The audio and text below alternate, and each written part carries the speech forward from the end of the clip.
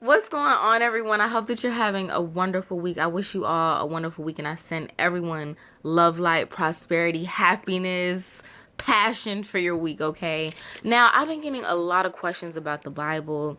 A lot of people have been asking, like, should I start thinking about studying this Bible in a different way? Because some of us may have came from a Christian background, and some of us may not have ever had that forced on us. But now we wonder, like, I wonder if there's some things that I can dig out of this, that since I have no knowledge of it. So we can use this. This is my Bible from back in I don't even know when, y'all, about 2007. This was my first Bible I bought for myself, and as you can see, it's been through and back, and we still here. But I want to start taking some of these concepts and just sharing the ones that I still use till today. Now, mind you, when I was super Christian for my 2 years, I've spoken about this on other videos. I really got strong into Christianity, y'all, when I was like, fresh in college, like young, fresh out of high school. All of a sudden, I became super Christian. And then after that, after I moved and got back and had went through like a really bad situation, I ended up really getting into the church. And I used to read this Bible for breakfast, lunch, and dinner. So I've read the whole Bible maybe once or twice. And I used to fast before I read. I recommend anybody who's interested in pulling out things that are helpful for you in a way that you can apply them to your life. I always recommend, you could fast. So let's say you wake up in the morning and you're like, okay, for 2 hours, I'm not going to eat for 2 hours. I'm just going to read the Bible, even if I don't understand what I'm reading. I'm going to read it, and I'm going to do this for every day for 30 days. You'll be surprised that one day you're going to pick up the Bible and be like, yo, this is revealing itself to me in ways I never knew possible. I've never heard nobody explain it like this to me before. But wow, I can really break this down. So that's how I recommend for you to read the Bible. You don't need to go to church to have a pastor tell you their interpretation of the Bible, or for a pastor to tell you what they was told to tell everybody. Because I'm going to tell you this, a lot of people who go to church, I was wondering, like, how am I in and out the church? How did I get the message? And these people who've been going here for 30 years still in the same situation. That's because they didn't take the time to really take the word and digest it for themselves, but they go to church to hear a good word from someone else every day. So anyways, without further ado, I'm going to start this week. I'm thinking I want to take certain scriptures. We're going to start with the New Testament, because I remember when I first started reading the Bible, I would read it back here, but oh my god, we're gonna go to the Old Testament because there are some dope things. I'm gonna point out numerology in the Bible. We're gonna point out a lot of spiritual things that's in here, said in a different type of way, okay? But I want to start with something simple today. So this is a question that I get a lot. All right, I'm gonna read you the scripture that I apply to my own life. So this is Matthew 7:6. All right. Do not give dogs what is holy, and do not throw your pearls before pigs, lest they trample them underfoot and turn to attack you. What does this mean? Now, I remember when I was super Christian. You think like when you're Christian, nobody should want to attack you, right? Because you're not saying anything bad. But no, when I was Christian, I used to try to spread the light that I was getting to everybody. And these same people who are really close people to me, people I love, some of these people, not all of them, but some of these people will take my very words and try to use them against me. Or, this was a good one. Oh, so now you're God. I'm like, since this is before y'all, I was even calling myself a goddess. I wasn't even to that point in my evolution to be comfortable to call myself a goddess, all right? So this before I was even doing that. I was totally into Jesus. And a person will come, oh, so you think you God now? Oh, and I'm like, wow, like, how did you get anything that I'm saying to even say something like that? So that is a slight example, and that's one of many. I can't even, that is so long ago, I can't remember all the examples, but people would literally take the light that I'm trying to share from this Bible and turn it in a whole completely absurd type of way. Take everything I was saying out of context and try to kind of make me second guess my own understanding and my own experiences. Now, I brought this up because a lot of us on this spiritual journey, some of us may have relatives who've been in the church. Whatever the case may be, people have people who think different things. So whatever people think, if they're not on your same wavelength, or let's say you were a Christian and now you're on this spiritual path of enlightenment, now you're like, well, I want to explain to them the things that I know. I want to explain to them about the deities and the chakras and, how our mind creates everything, how the mind is all the universe is mental. I want to break down some of these Kabbalion esoteric concepts to them. Let me read you this again.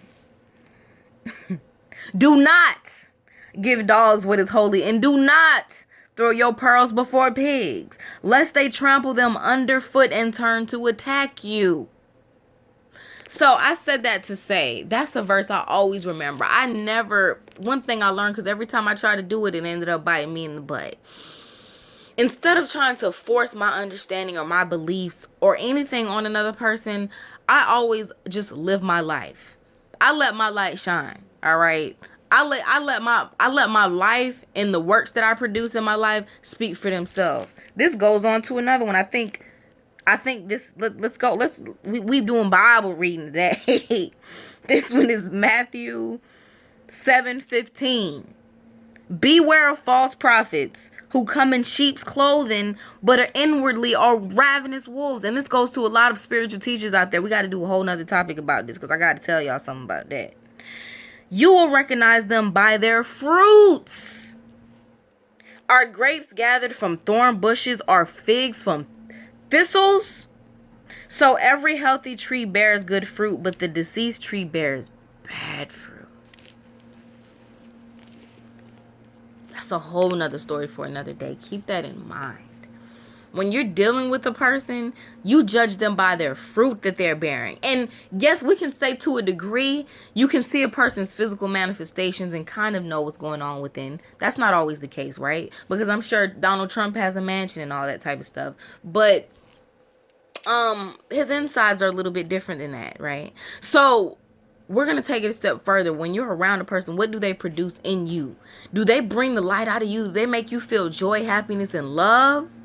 Are they producing that feeling within you? Because if you're speaking to a person and they're preaching all the great things, but it's something inside of you that's like, oh, something's still not resonating me. Something's still not quite right. But they speak the word really good. They understand the chakras or whatever the case might be.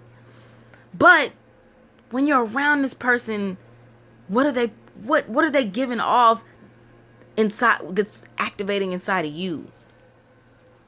Is it light understanding, or is there something that's off that's like, well, this person's doing all the right things. They sound good. They're doing all the great things for me, but something's off. That means that they're not producing fruit. So we're going to go back into that, because that's a whole nother discussion. I want to get back to not casting your pearls before pigs.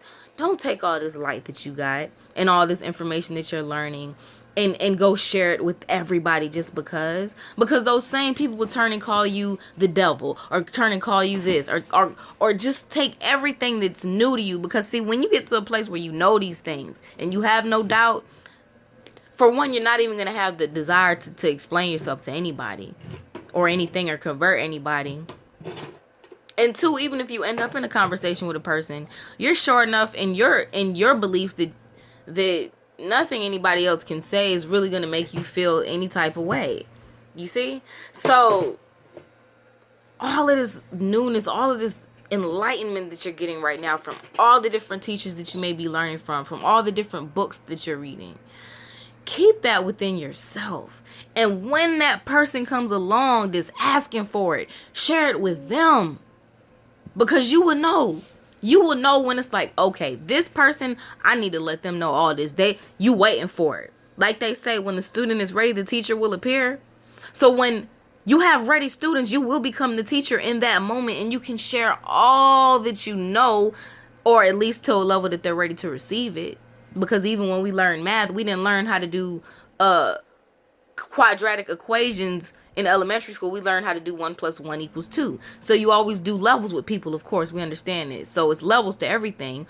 But you can start to share your knowledge and spread your light to these people in a direct way, because they're ready for it.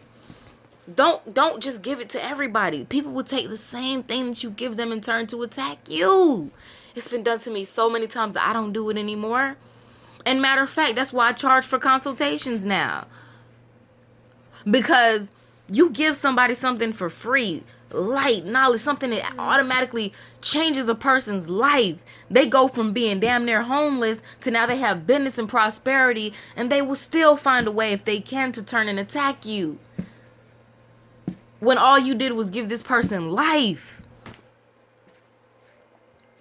So as exciting as it is, because I know how it feels, you want to share it with everybody. You want everybody to know what you know. But some people will never know the things that you know in this life. Everybody has a different purpose. Some people might not even get to that level of understanding because they're in a different level on their whole eternal life's experience, you see. So when the student is ready, you will appear and you will know when that student is waiting for you to speak and to share all these things. You don't owe anybody nothing in this world. You don't have to explain why you are what you are, why you believe what you believe. None of that. I stopped explaining myself to people a long time ago, and I'll tell you what, it brought me in my life much peace. Anytime I'm explaining myself to somebody, that's out of pure just love and feeling really extra good that day, to be like, you know what, let me explain myself, because I never do that. You don't have to explain yourself to anybody. You don't owe anybody an explanation for nothing. So I wanted to say that anybody who's on your spiritual path, don't feel like you are inclined to explain anything. Now, if somebody's coming up to you and they're asking, yeah, feel free to, if you feel like it, sharing something. If you don't feel like it, you're not obligated to do anything. Only person that you're obligated to on this planet is yourself.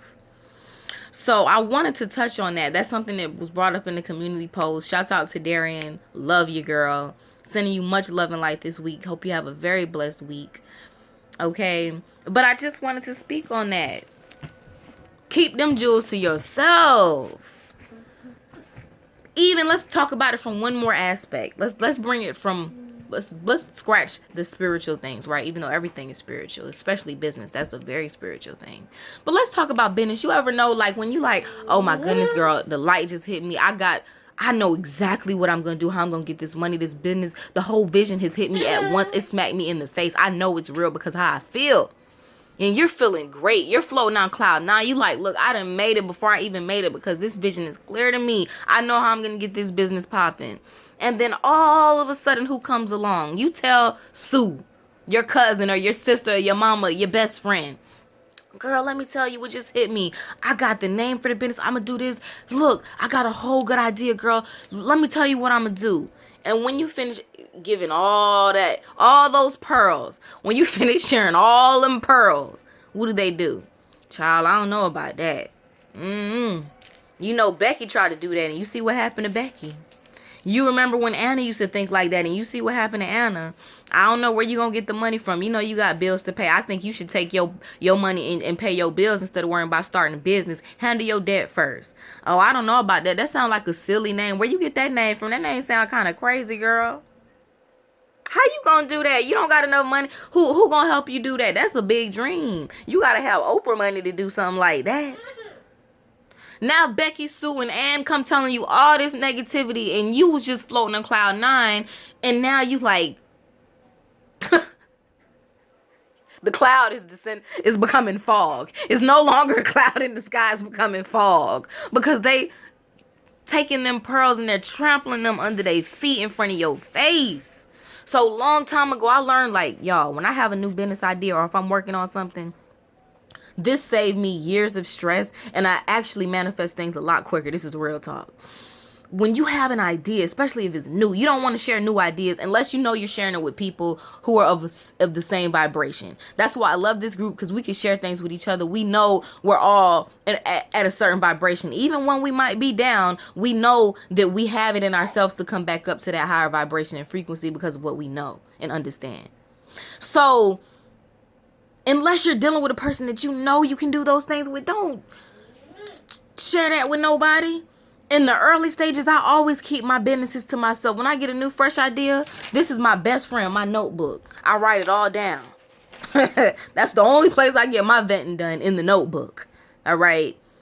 And then when things start to get some momentum, when it starts to come to fruition, even if it's like middle stage, then I might share like, oh, guess what business I started 6 months ago, girl. It's popping now. Let me tell you, I got my first customers. We got the t-shirts. That's when I start explaining, like when things is already in the popping phase. It might not be all the way popping, but it's enough popping to where regardless of what anybody else says, I have enough proof in my life to know that this thing is gonna be a full through manifestation. We taking this thing all the way home.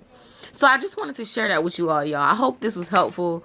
I wanted to share that. Keep them gems to yourself, whether it be your spiritual gems, whether it be a dream that you had. Sometimes you'll have a dream, a spiritual dream, and you know it means something. You tell somebody like, well, that might just be a dream. I don't know if it's all that you making it out to be. Keep those epiphanies and soak on them yourself. And then when they start to come to fruition, then you can share it, because it's like, look, I had this dream and then look what happened. And then what they gonna say about it? Very little, because even if they have something to say, you have enough proof for yourself to where nothing that they can say is going to interfere with your momentum, because your momentum is already too strong.